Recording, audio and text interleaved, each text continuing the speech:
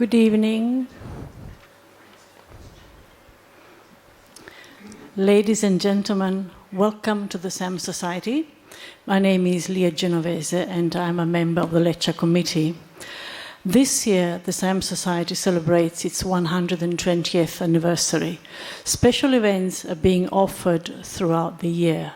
Please visit their website for details on study tours, lectures, concerts, and heritage conservation events.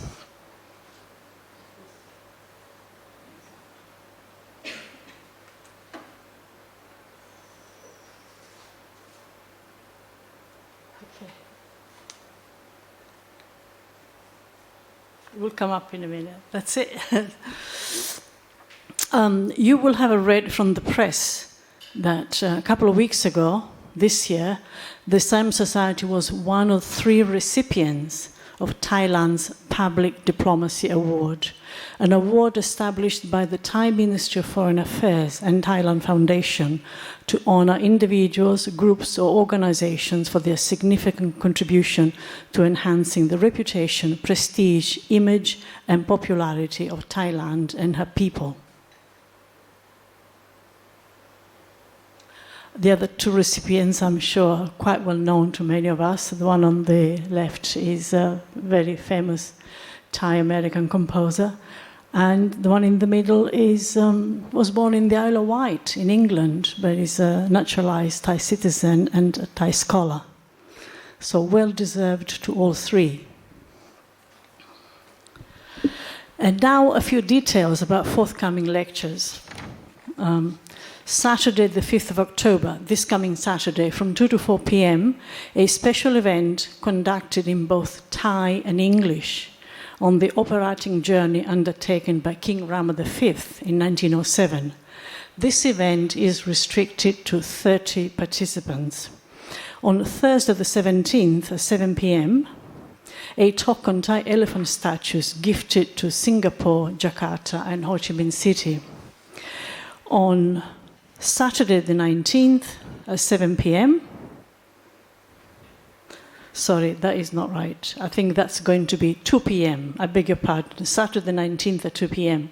A talk on the Dun Huang Caves. Saturday the 26th at 2 to 4 p.m. A talk in Thai on the art of Suko Thai.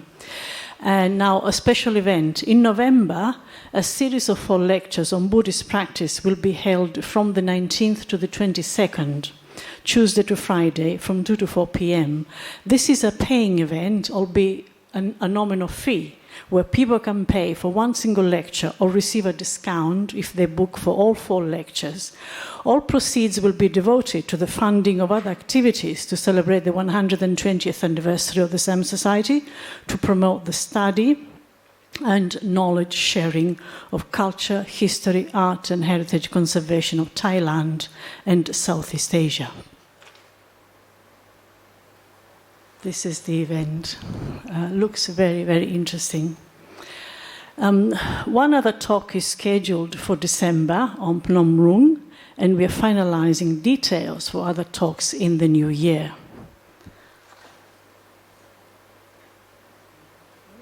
And now to tonight's presentation, British Plans for the Upper Siamese-Malay Peninsula of the 19th century by Dr. Christopher Joll.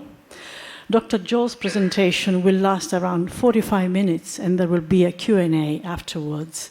Ladies and gentlemen, please welcome Dr. Christopher Joll.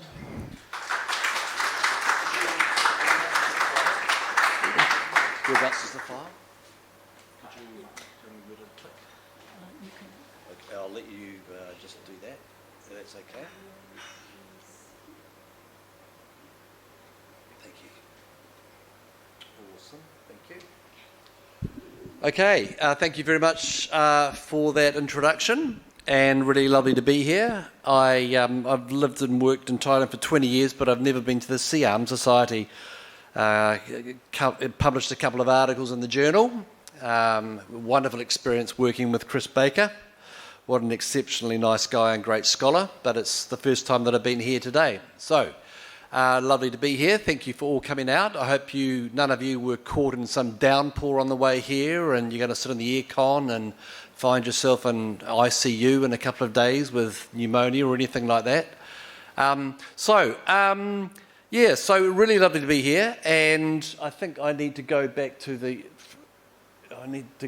slide. There we go, we're on the wrong slide. Okay, so we are going to be doing a number of things tonight, and I'm not in a university. We're not in a university setting. We're not at some international conference where we're all going to be scrutinising the footnotes in each other's papers, and there's going to be a panel discussion, and there's going to be academic one-upmanship, and we're all going to show off about how much we know about this topic. And so what I would like to do tonight, if it's okay with you, I'm from New Zealand, and there are many things that may distinguish New Zealanders from others, and informality is one of them. And so I will not be going over 45 minutes, and I may actually go under the 45 minutes, and I'm going to probably do that because I really was quite interested in some of the comments that I heard people making, sharing their understanding of some of these areas. And I know that there are some people in the room today who have spent some time in the south, and I think that it is a good thing to open things up and for there to be a dialogue, and I'm very interested in interacting with you. So I do not want to go on, I will not go over time. I'm also wanting to keep this very conversational and very informal. And I think that's my main the main objectives there. And so why don't we get started, shall we? Okay, so I want to briefly begin by telling a bit about the story behind the study. So the story behind this study goes something like this. For a number of reasons, I lived and worked in South Thailand, in Patani, in Ampamung, Patani, for 20 years. I did that.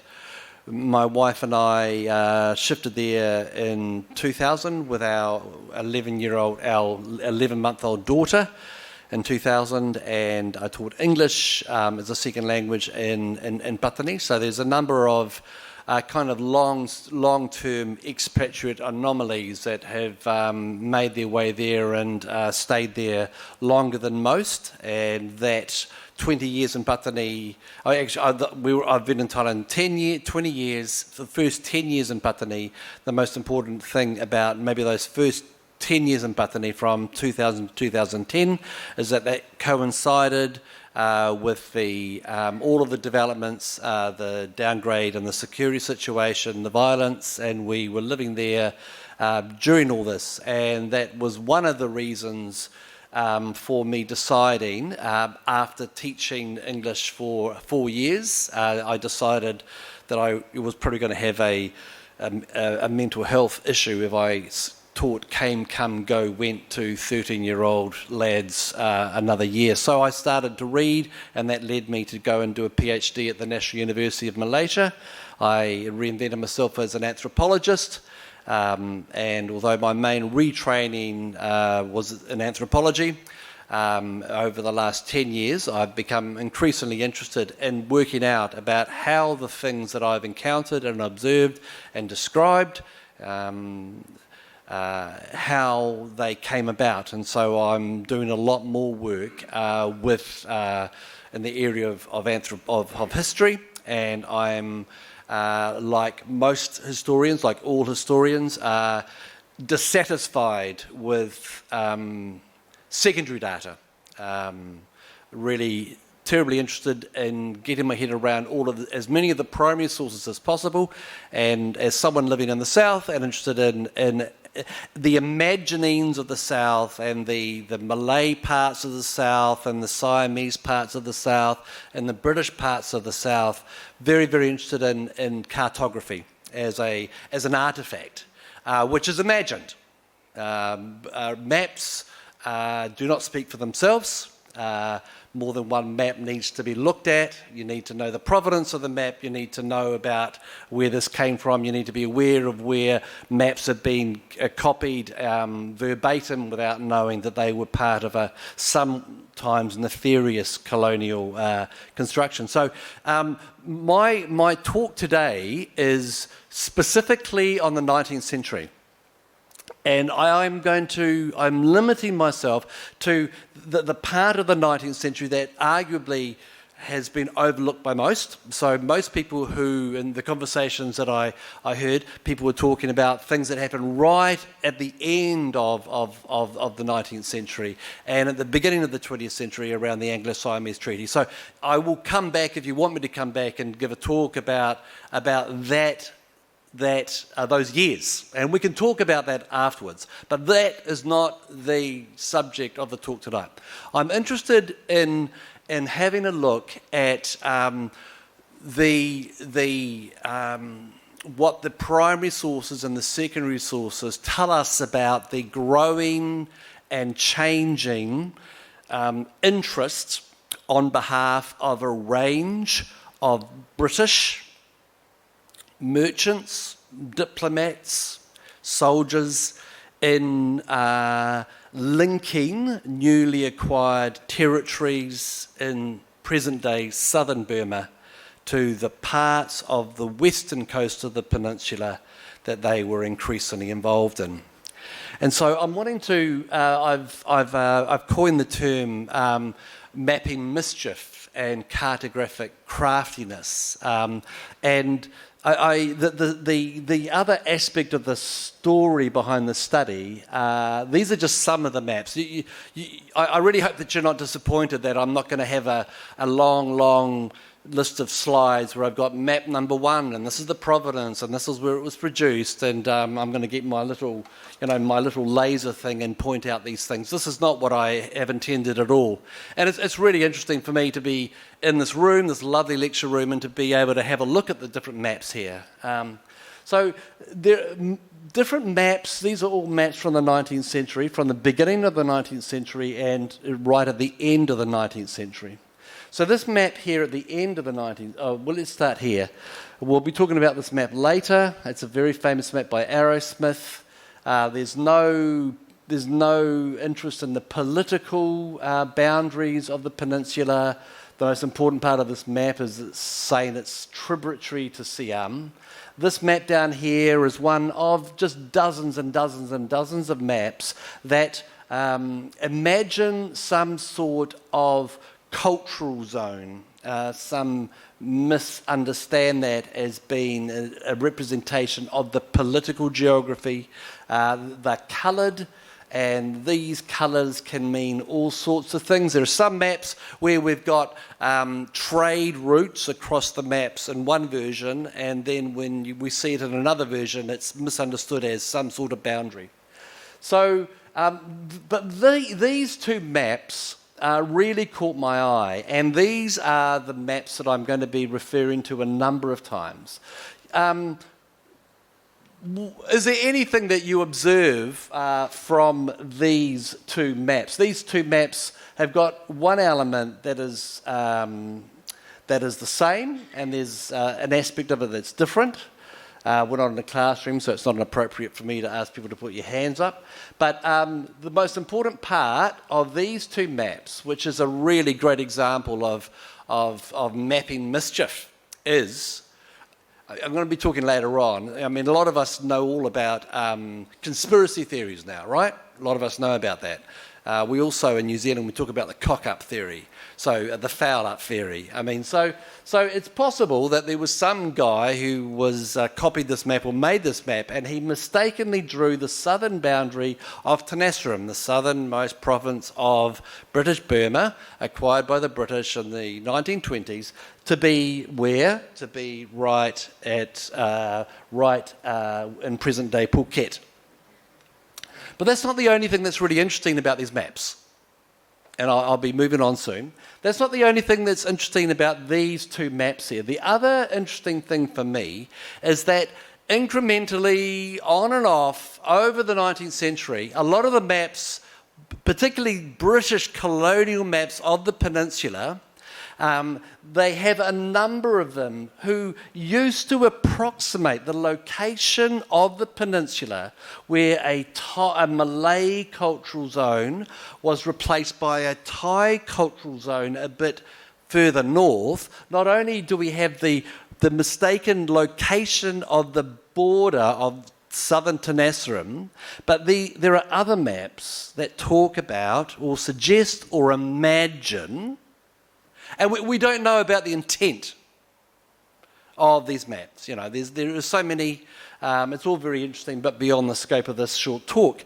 But we see in a number of maps also around this area the way that the British imagine the Malay cultural zone to be further and further north, and interestingly, for my purposes, bordering on the border of Tenasserim. So this got my interest. Another thing that got my interest, which is this map is from 1901, and I will just be mentioning this very briefly. There are a number of maps from 1901 that have written in it British sphere of influence. And I'm going to be talking about my understanding of what that British sphere of influence means. So there's a number of maps, but you know, I'm not an obsessive, and I wouldn't overdo anything enormously. I've got an enormous head of hair, and I'm really, really calibrated and moderate. Okay, so cartographic craftiness and mapping mischief. This is a very, very, very widespread phenomenon. So this map is from the 1840s, and this map is an Archinese map by a Raja called Mansur Shah, and he sent a map of Nusantara, of island Southeast Asia, and the map centred, he's from Aceh, which is at the top of, I was going to point with the mouse, that wouldn't have worked. He's from Aceh, and this is the top of the island of Sumatra. And there are a number of interesting aspects of this map, isn't it? Are you surprised at how big Sumatra is? I mean, Sumatra is big, but I think that it was probably in his interests to exaggerate the size of Sumatra, and certainly to downgrade the size of Java.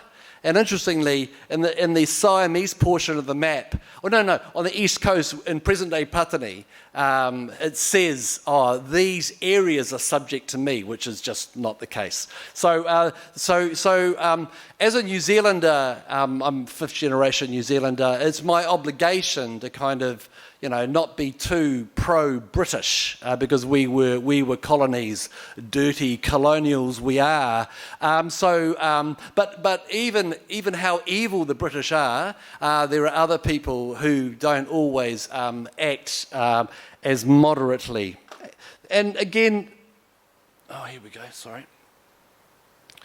And I do just really want to. Again mentioned, I really hope that we do talk about this a bit later on. We do need to realise that problems like this, it's been 20 years, it was April 2004, 20 years ago. There's going to be the 20th commemoration of the Dark Bay debacle, where hundreds of Malays were arrested and died while being transported in trucks. We just do need to remember that when we do not study history and teach history and do that from a range of sources and awareness of the narratives that we've been taught ourselves and given the opportunity to listen to counter-narratives. When we do this in public, people behave well. When we suppress things and we make it difficult for people to be asking questions and to be interacting with new ideas, people behave badly. And they may be people who are powerless, or they may be people in power, and that is another interesting background to the study. Okay, so Very briefly, let's just have a bit of a look. We need to just remind you briefly, and we're not going to do this line by line, okay? And I'm sorry, those people are out the back. You probably can't read this. This is a series of timelines that I'm preparing for a series of articles that I'm writing at the moment. So this is a very brief timeline of Siam from about the 1870s through till the end of the 19th century. And so some important things to point out. There were 5 campaigns between the Ronning to Siam from 1786 to 1838. Around this time, there were also invasions of the peninsula by the Burmese that Rosong got Malay rulers to prepare forces against. And in addition to invading Patani, the Siamese, I'm thinking about, again, Rosong, invaded Kedah on the west coast of the peninsula. And in 1839, on the west coast, Kedah was broken up into 4 statelets. And much earlier on the east coast, we had Patani broken up into the famous 7 cities. So that's the summary of Siamese-Malay relations in South Thailand. Again, just want to make a number of mentions of some important books. Anyone who wants to really understand the history of the South, particularly from the 18th century, Francis Bradley's Forging Islamic Power, absolutely outstanding monograph. His PhD thesis is 500 pages long. It's got some great stuff in it. So read the thesis, don't buy the book. Sorry, Francis. The details of these campaigns, one of the most remarkable Thai sources, and if you're Thai, you'll know this, is the journal of Luang Urum Sombat, who was the lekar of Rosam. Amazing details about the campaigns and of the fatalities and the size of the guns and all the rest. I've included some information there in the chart. These were, I mean, we all know it's unwise to assess the past on the basis of what we understand to be civil ethical behaviour. The past is a different country; they do things different there. But I've got a table there in the middle. As a result of these decades of campaigns led by these first 3 kings of the Chakri dynasty, this led to enormous carnage. It led to widespread massacres, destroying of agricultural land, but also large numbers of relocated populations. In Bangkok now, there are at least 500,000 Muslims, the vast majority of those ethnically Malay, descendants of war slaves brought up here from as early as the 1780s. And I've got a little statistic there. The population changes in Province Wesley from 1812 to 1844. This was during the campaigns led by Ronung Song Sam. And so you'll see there that in 1812 there were almost 10,000 Malays in Province Wesley, which is the province on the mainland right opposite Penang. How many were there in 1844 by the end of these campaigns? 44,000. So enormous population changes led to a reconfiguration of the ethno-linguistic and the ethno-religious geography of the peninsula. There are some, as you may or may not know, there used to be a Muslim ruler of Nakhon Si Thammarat. Lagor, and there are some people that have analysed some sources and would have argued that many of the Thai-speaking Muslims in present-day Songkhla, they're actually descendants of that ruler. There are other reasons to understand about the ethno-linguistic composition of the peninsula, including conversion to Islam, Muslims converting to Buddhism, and this is all very, very interesting for a religious historian. But by the 1840s, it was very, very clear that the Siamese had established control over the peninsula. There was no doubt about that. And there are a number of reasons why we need to be very clear about this. There's actually going to be the rewriting of a book about Singapore, the 700 years history of Singapore, and Peter Boschberg is one of the people writing this, and he's rewritten this chapter on the peninsula in the 14th and 15th century, and he would argue from his sources that he's interacted with that the Siamese were really in a very, very strong position all the way down the peninsula as early as that, okay? So by the 1840s, the Siamese under Rossi had really established himself, and we can see this in a number of ways.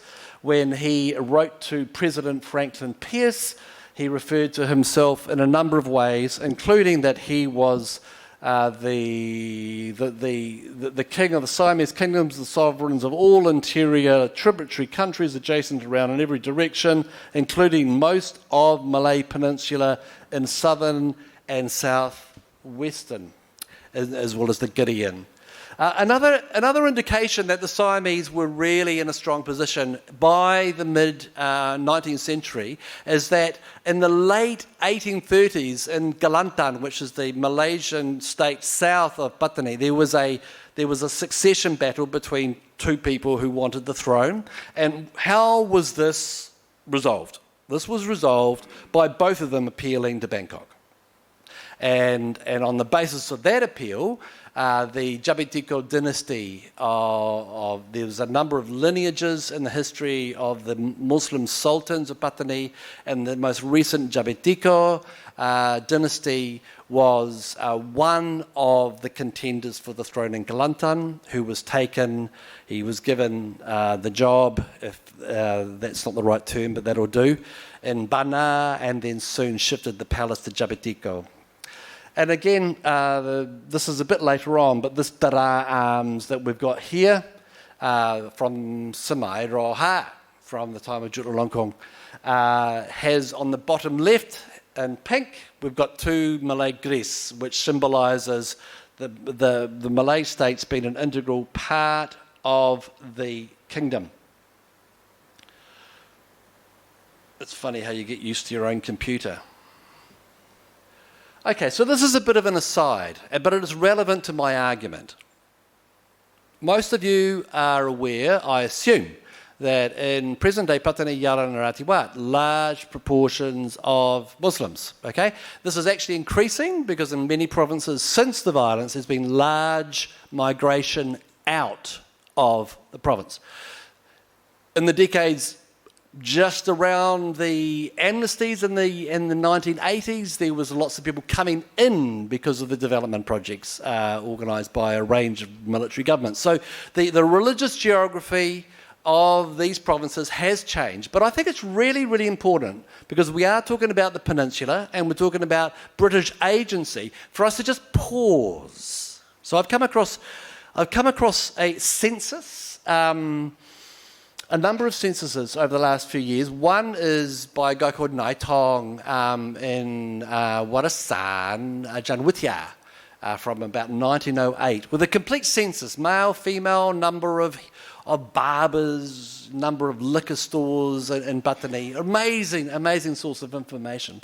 But we've got another census from 1917 of Monton Phuket. And I've written down a summary of the size and importance of the Malay populations in the peninsula.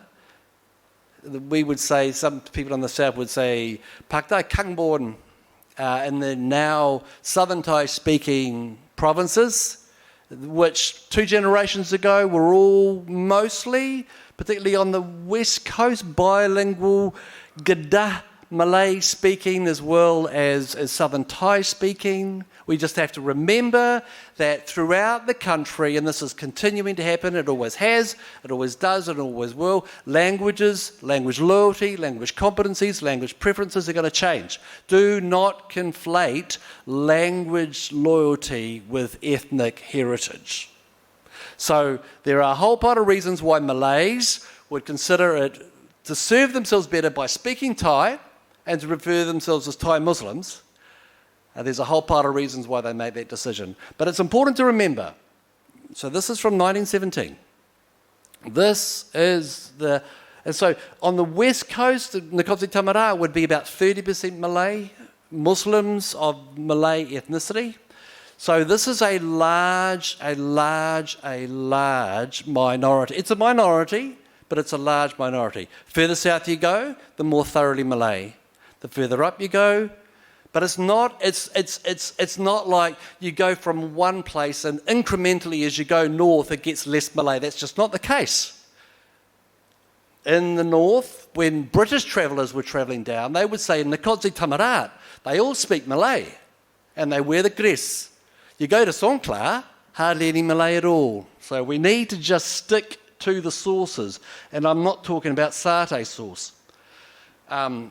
Any jokes from anyone laugh? Yeah, good, awesome, okay. Okay, so I'm going to have to move on. So we all know the development of Anglo-Siamese relations. We know about the Burney Treaty, the Bowring Treaty in the 1920s and the 1950s. Acknowledgement of Thai, the assurances of free trade, the provision of extraterritoriality, that was said wrong, and of the provision of a consular, okay? This is an important piece of information, and I'm going to just having to speed up now. So I think it's very important that we remind ourselves, and I'm just going to summarise the content of this timeline. We must remember that that British presence on the peninsula, which originally was on the west coast, this went through some important developments. The initial British presence was of the English East India Company. This was a multinational company. It was the English equivalent to the Dutch East India Company. Okay, it wasn't the government. It was a multinational company who had a profit bottom line, whose security was provided by a whole part of nefarious means, including, arranging local militias. We know about that. These developed. So it was the English East India Company in 1856 that acquired a lease of Penang. This was the same year that the Patani Wars started on the east coast. And then we see these developments. They acquire Province Wesley. We have a series of Anglo-Burmese wars between the 1820s and later on in the 1880s. In between that, there are some very important developments, and these developments happened in India. We have the Indian Mutiny in 1857, and this brings the end to the East India Company. And this is where we have the start of the British Raj, and then incrementally as we go down, we see that certain territories are organised and governed by the Foreign Office in London, and others are organised by the Colonial Office in Penang, and then later on in Singapore. So the relevance of this will be clear soon.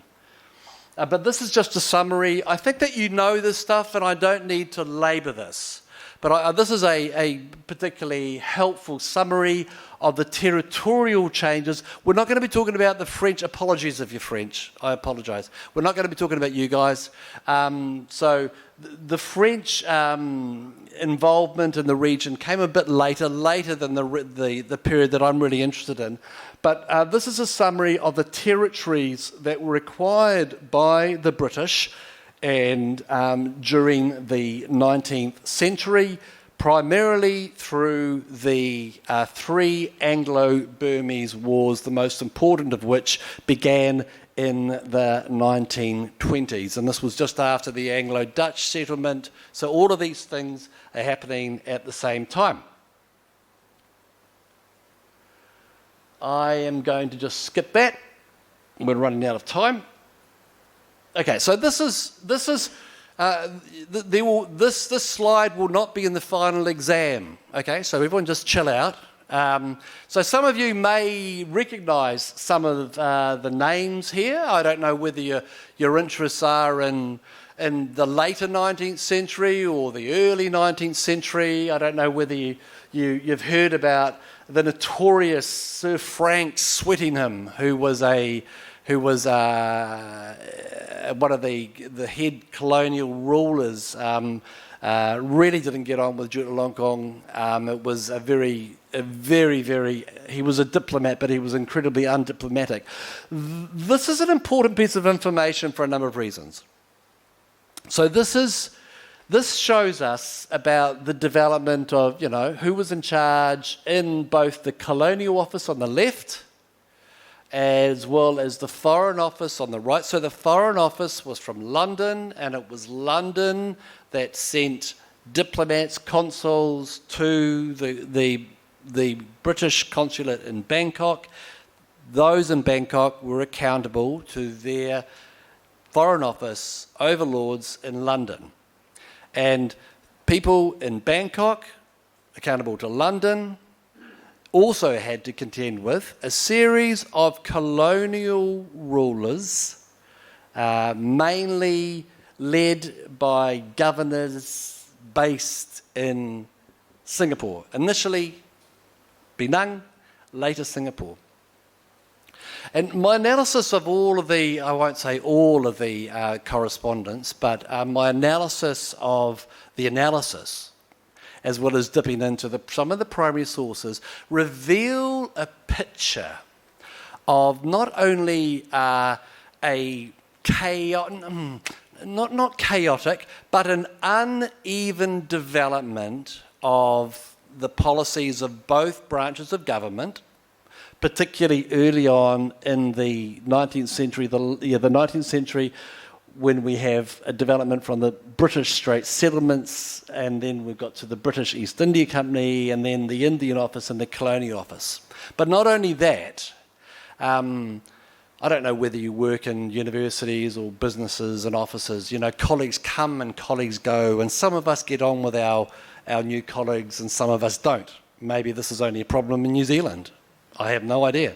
But it's really, really interesting for me as I've read through this material to just see the importance of these two branches of government who are not on the same page. One lot are wanting profits.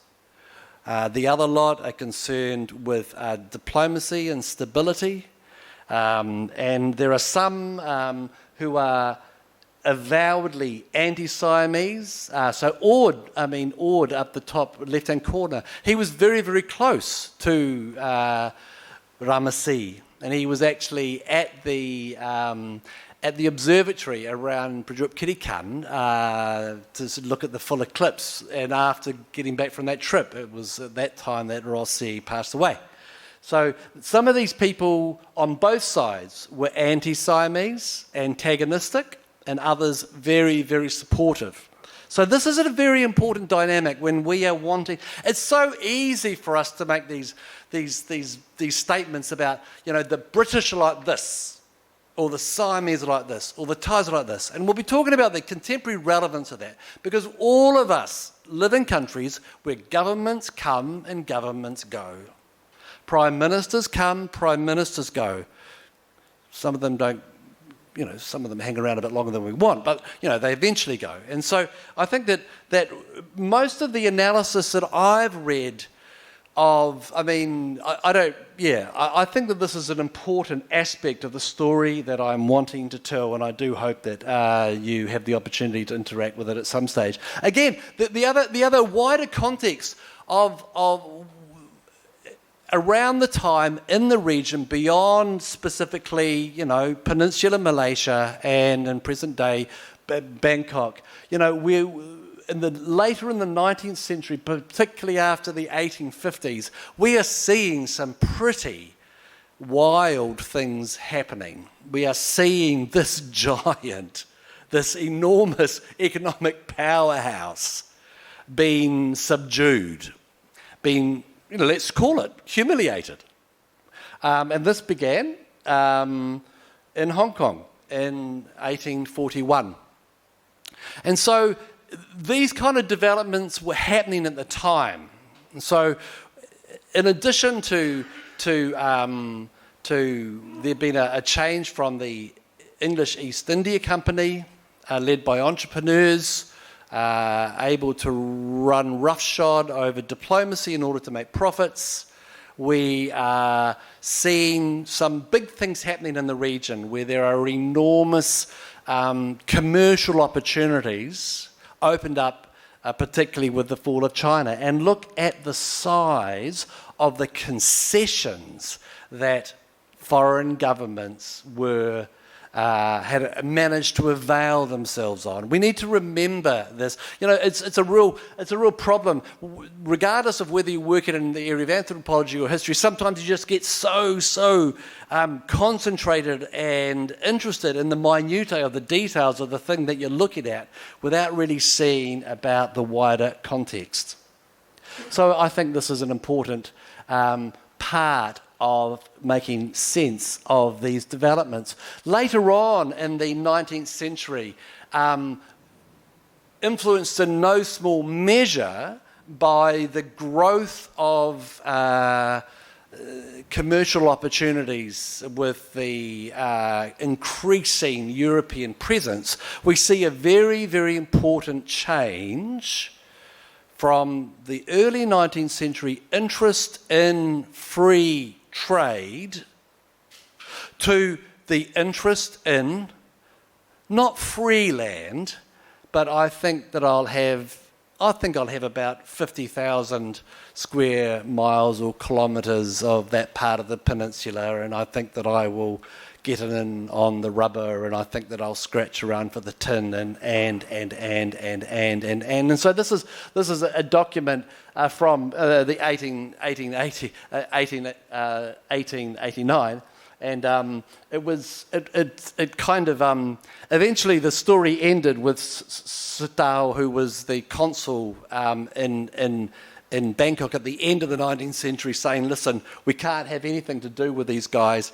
The guy in the middle was a French guy, no disrespect to the French, but the British didn't really want any French companies to be getting concessions on the upper part of the peninsula, and so this French guy went and found a business partner in London to register this business in London, and he had very good connections with the governor at the time. No, he was a senior merchant of Reed in Singapore, and it's this hilarious story of people behaving badly. And then on the Siamese side, there was enormous interest amongst the elites to be making sure that they are doing well, that they will be doing well as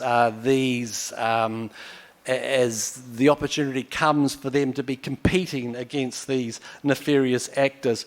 And another source of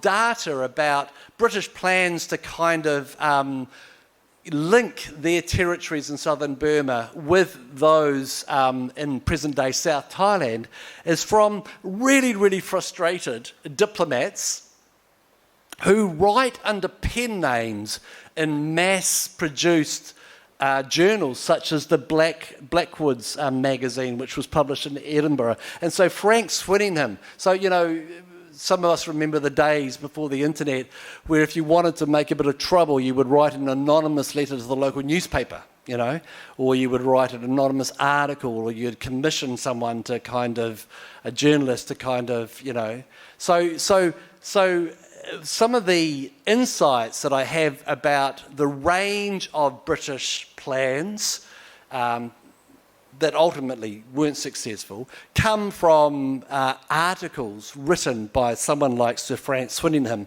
who from Singapore was so exasperated at not having been able to convince Roha Chulalongkorn to cede Patani to the British, as he would eventually do in Kelantan. And so he went and he wrote in this very, very influential magazine. This guy Davies, who wrote for a newspaper in Singapore, again, very pro-Malay, very anti-Siamese. He wrote a series of articles for a range of newspapers in the British territories and British Malaya, and he wrote them, edited them into a book that was very well circulated. Okay. So my I am going to just change my mind. Yep. So there are a number of themes that have come out of my initial analysis of these plans of the British to connect territories in the Malay South with the newly acquired territories in southern Burma. These include, an interesting, from my perspective at least, development from free trade to free land. Similarly, there is a development over the 19th century, and the story of the late 19th century and the early 20th century that ended in the 1909 Anglo-Siamese treaty, that's just going to have to wait because there's too much data. But particularly during the 19th century, particularly after the 1857 Indian Mutiny, where the English East India Company was out, and the British Raj started, and then soon later on, certain forms of government were organised by the Colonial Office, others by the Foreign Office. We are seeing a change from a private company able to move fast and break things to a constrained bureaucracy, unable to do that. We also see a development from commercial ambition to diplomatic compromise. I hope that in New Zealand it wouldn't be perceived as being crass to be talking about a cock-up. It's just a foul-up, a big mess-up. But I think that however critical I am of high colonialism, at a time when conceptions of race were on the rise, at the time when there were physical anthropologists walking around, taking photos of people, taking measurements of skulls, height and all the rest to check about how advanced they are. I mean, those of us who read this area know about what it was like. I mean, it's incredibly embarrassing, but I think that it really is important for us to realise that some things happen because of some very, very well thought out, malicious, pernicious, reprehensible plan that is executed, but often there is no conspiracy. It really just is a bit of a cock-up. The data, my analysis of that census on the west coast is another reminder about us needing to just get beyond thinking about ethnicity as being sharp lines and thinking more about a melting mosaic.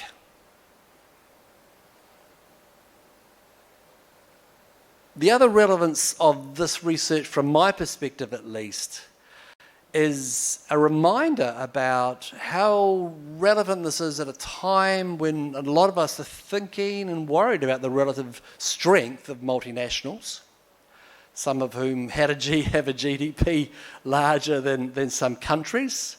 And that is another theme which I'm hoping to develop.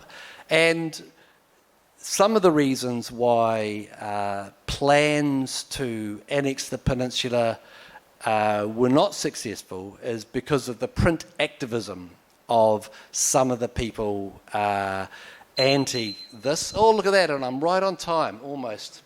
That's good. Yeah. So the power of print, the power of posting. As a non-social media user, I don't know anything about posting, but I do know about printing and publishing. But these are powerful things to do. And I think I'll just leave it for that now. And assume I'll be handing over to the moderator. I don't know whether you want to organise, how you want to organise the Q&A. I'm done. Yeah, I'd rather have more time for interaction. Yeah, okay, very good, thank you. Yeah.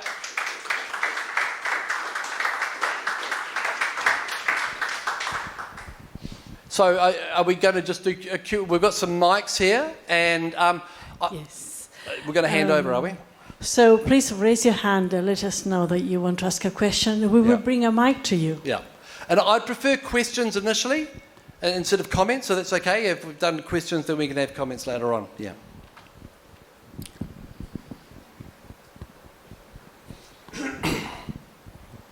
This is slightly off topic, but it's related to that peninsula. And I read somewhere that when the English East India Company traded from Madras to Ayutthaya, that their ships went to, is it Mayaik, in the south of Burma, and Murgi. Is that how you pronounce it? Yeah, okay. Murgi, yeah. And then portage over. Then they crossed over by land. Yep. Not around portage. Yeah, can you explain that? I mean, I don't fully understand how they did. So it's all very simple. I mean, so boats come in, and luggage just the cargo is taken off and maybe put onto canoes. They go up the river till they can't do any more. They go from there. They go onto elephants. Elephants go over the hill until they can get to a river, back into a boat. Kaboom, kabam. Very straightforward. Yeah. So there's countless travel logs describing that. Countless, yeah. Okay, fine, thank you. Wouldn't be my idea of a nice day out, but that's all right, yeah. Any other questions? Yeah.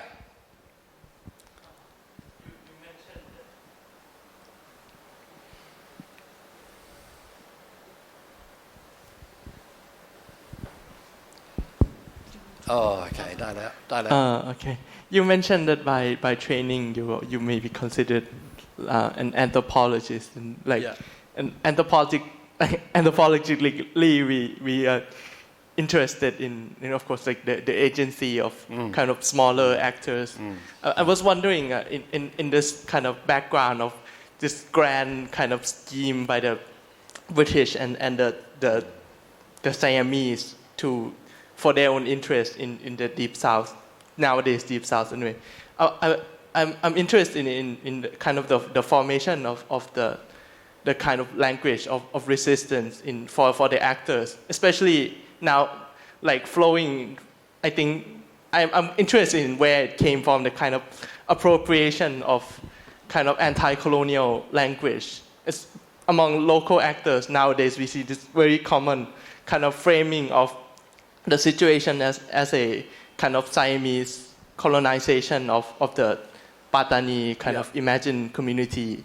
I was wondering where did it flow kind of from India, or where did these local actors kind of gain the kind of language to frame their situation as a kind of colonial? Okay, so there's lots of, I'll interrupt you before you have any more ideas. There's got to be, okay, so agency and resistance. Okay, so, so initially, so juristically in Islam, there is a mandate to preserve life, so the idea of hijrah, so to gap it. So to describe everyone to have kind of stayed and resisted, so there's some very famous sheikh ulama who kind of gapped it, Sheikh Dawud al-Fatani being perhaps the most important one. So resistance develops for a number of reasons, and the most important, and again this is something that I do feel very strongly about, we do have to remember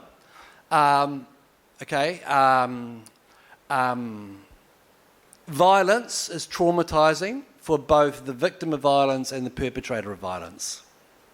Those of us who have worked with people who have either been the victims of violence or the perpetrators of violence need to know about how traumatizing, and this trauma goes on multi-generational, okay? So,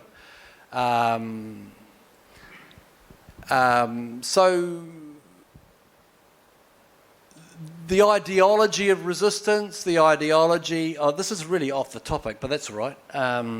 The ideology of, which, people who like big words talk about, ethno-nationalism, the kind of crafting of the story about who we are and who we're not, about how we were done wrong, by certain people at certain times. And this is really the importance of Francis Bradley's work, because actually before Bradley, it was pretty difficult. Oh, where is this? Sorry, it's not working now. Before Bradley's work, it was really, really hard for you to find a reliable record based on multiple primary sources, some of which were Thai, so Urum Sombat's account of the refugees, the consuls, the European accounts of the slaves coming up from the south, Francis Light and Penang talking about the way in which all the trees were cut down, all the elephants were killed, all the cattle were killed, the leaders were trampled by elephants, it's a desert. Again, that statistic about the depopulation. I mean, it was really, really hard for us to find this in one place. And this was only 10 years ago. It was really, you'd have to know the literature really well and all the rest. So I come from New Zealand. In New Zealand, we've got a colonial history. We've got a colonial history where treaties were made, like the Burney Treaty, like the Bowring Treaty. And treaties were made and treaties were broken. So in New Zealand, our process, this is really off topic now, but I'm just going to go there. Our story has been, since the 1990s, that the government set up a Treaty of Waitangi Commission asking Māori tribes to commission historians to document all the bad stuff that happened, all the stuff that was done to them and all the stuff that they did, the land that was confiscated, being the most important, the atrocities, the exiles of Māori leaders to the bottom of the South Island to build roads, which sounds a lot like Malay prisoners being sent up here to, called Klong San Sap, And so I think there is a really redemptive angle to that. There is something profound that happens when you tell the truth. This is what happened. This is what happened. This is what the sources, not the story. I don't want your story. This is what the sources say. Now, that doesn't mean that your story isn't important. And our stories are important. But that's one of the reasons why I'm going into this project, because Bradley's done the stuff of, and I've just for years I've listened to these people say all these ridiculous things about what happened when and all the rest, and it's time for us to tell the story that sticks close to the sources. That's my ramble, but that was a good question. Next. Yeah. Kirk. Yeah, that might be easier, right? Yeah. Yeah, man. So just back to the mapping mischief thing. Yeah, man. I'm curious how these British maps would correspond to the Siamese maps. Santani Pasuk wrote a book about a few years ago. Yeah. Is there corresponding mischief there? And were there any Malay-produced maps that reflect those are really good questions. I was analysing this. I've been in town for a few days, and I've just spent the last few days just going through this. Okay, so first of all, again, a book does not read itself. A book needs to be read, and a book needs to be analysed. You read a book when you're a young person. You need to reread it again. So some of the interesting things about some of the maps are, so there's some very famous maps. There are certain parts of the peninsula that just don't exist. No toponyms. It's not even drawn without toponyms. They just don't exist. So there are others that have, one of them, she doesn't, I'll have to go and buy the book again because I've lent it to someone who didn't get it back to me. I'm sure that none of you have that problem. Anyone? So some of them have got, some of them are really interesting because they show the location of the goto, the prachawang of the local sultan in different locations. Some of them are really interesting. One in particular that I transcribed just a couple of days ago has a lot of detail about where the tin was, where the gold was, because in Patani, particularly up the Dalupan, the Saiburi River, in Domot, right near the Kelantanese border, there were gold mines in there, just, been there for ages. And so the 1908 census has enormous numbers of Chinese all the way up in the hills. Large numbers, lots going on there. But I mean, there are some that just say, oh, Tinimi Kak, or or me. I mean, so it's really good. I mean, well, what's so fun about these maps is they all have a different backstory, and so who commissioned it, and often we don't know that. I'm not even a cartographer. I don't know why I'm doing this project. Anyway, yeah. Okay, good. Any other questions? Yeah, Charles. Charlie? Yeah, Charlie, yeah. Charlie. Thanks, Chris. You look like a Charles to me, eh? You can call me Charles if you want. You sound like a Charles. I have a question which might be a stupid one, but I'll give it a go anyway. I'm just wondering if it comes through in your research when the Brits are discussing with their Siamese counterparts, discussing places in the peninsula, are they referring by different place names to what they're talking about? And I suppose this ties in when you look back to some of the maps, certainly produced by the Brits, sort of early 20th century. Often the names, at least going up to Nakhon Si Thammarat, they're often Malay names. Yeah. Now, of course, all of these places have Thai names. I'm just wondering if that comes through. That's a really good question. Okay, so again, it was just a couple of days ago, I was going through all of this. So what happened? The border zones were mapped by people commissioned by both the Siamese and the British. So from the 1830s, there'd been British going in there, mapping with particular interest in where the gold is, where the tin was, because this was, when it was all kicking off. So, the Bunker Treaty, 1874, the British are into Perak. On the back door of Perak is Raman. So lots of mapping going on, lots of interest, lots of nefarious things going on in the hinterlands where all the tin was. The Raja of Raman on offside with the Raja of Perak. So both sides mapping that, both sides approximating the boundary in different places. So there are at least 5 maps commissioned by the British looking at the same part of the peninsula, and this is the border between Perak and Raman, and then we've got some others commissioned by the Siamese, and they all come up with different borders, and eventually there are some a series of agreements where incrementally from 1898 to 1909, enormous territories of Raman were lost to Perak.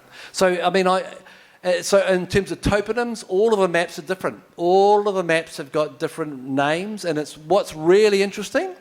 I don't do social media. I've heard about this thing called the interwebs, where you can Googleize things. But there's friends of mine tell me about how there's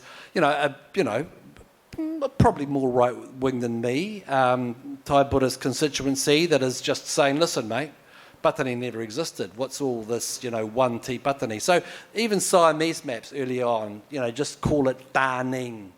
So one of the maps from the book you mentioned, Tini mi goto rajo Daning. Yeah, so but some spell it differently. Some misspell it. Some of the British officials persistently wanting to just say, listen, we've got to get that peninsula. And these plans to get the peninsula went all the way until the 1950s. When in the 1950s, at the beginning of the Cold War, there were plans for the British to establish air bases up near Chumpon to prevent, there was the collapse of Thailand to communism. They could defend the peninsula to avoid a repeat of the Japanese invasion of British Malaya. And these plans, they're documented right up until the 1950s, but that's for another story. But so Frank Swinningham, who was in Perak in the 1880s, and he was there in Singapore and really didn't get on with Chulalongkorn. He tried to, he was I'm glad I didn't have to share an office with him. So he refused to use Thai place names. He only talked about Singora, only talked about Lagar. He would not dignify this by using any of these territories that he had his eyes on by giving them Thai names. And he was saying, listen, we have a record of protecting the Malays. The Siamese are incompetent, they're brutal. It's interesting, the analysis that I've done, in 1909, Kelantan, Terengganu, Kedah, Perak were lost by the Siamese and were handed over to the British.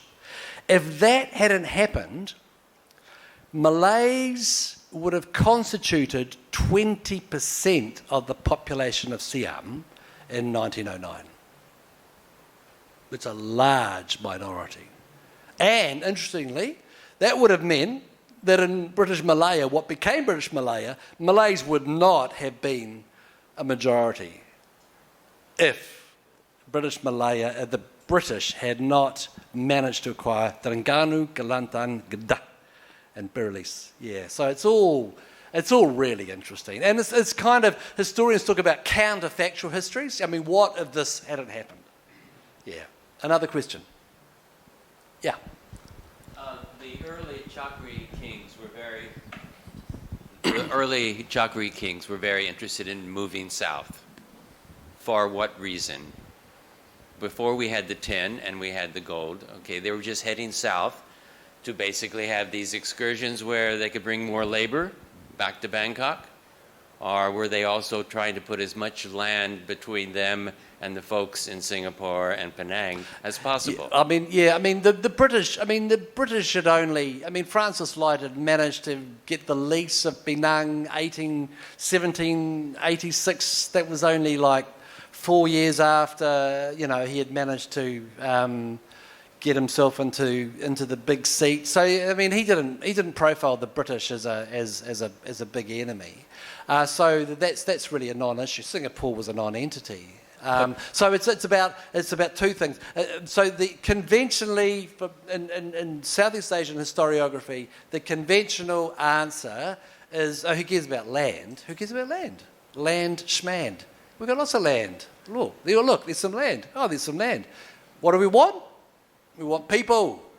Right. What we need is people. So that's the consensus when we're talking about the late 1700s. It's about people. Thank you very much. That's what they're about. But didn't Bangkok have enough problems on its borders with Laos and Cambodia and Burma? Why were they going south just to create more problems? Was the labor that precious? Would we have the Sansap if we hadn't brought all those volunteers? I'm not going to be one of those guys just because I know lots about one thing. I'm going to pontificate on something I don't really know about. Okay. I don't like going out on thin ice without my wetsuit. Yeah. Good. Awesome. Another question? Yeah.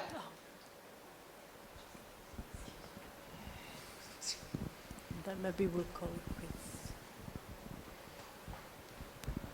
So I'm interested in a natural history part. So where there are any flora and fauna expedition during that time, or by Any British- foreign what, sorry? flora and fauna, like animal and plant and insects or something like that. Because I'm studying like a specimen of the insects that's collected by the Federate Malay state, and then So they put it. Skeet and Annandale did that famous Cambridge expedition right at the end of the 19th century.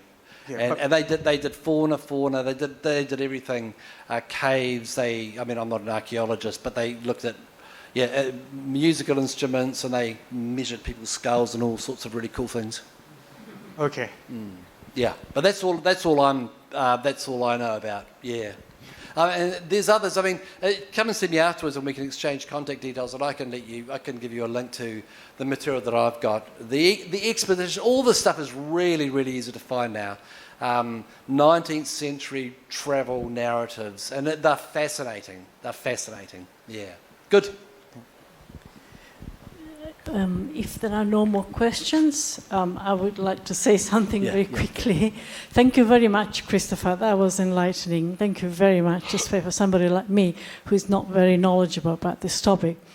But talking about colonial map-making mischief, whether intended or not, we are talking here about whole provinces, and it's worth remembering, really, that Thailand and Cambodia have not been friends on a particular topic due to a mapping error committed by the French. That's right. Yeah. Prever here, That's right.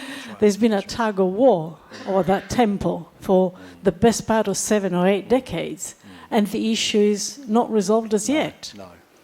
And Thailand, of course, says, well, if you look at maps from the late 19th century, Prever here was in Siam. Yeah. And then in 1907, maps drawn by the French, it ended up in Cambodia. Yes. So they have been to a number of international courts ever since, just for one temple. So I can't imagine the entity of having entire provinces fought over. Thank you very much, You're very welcome. Christopher. Very welcome.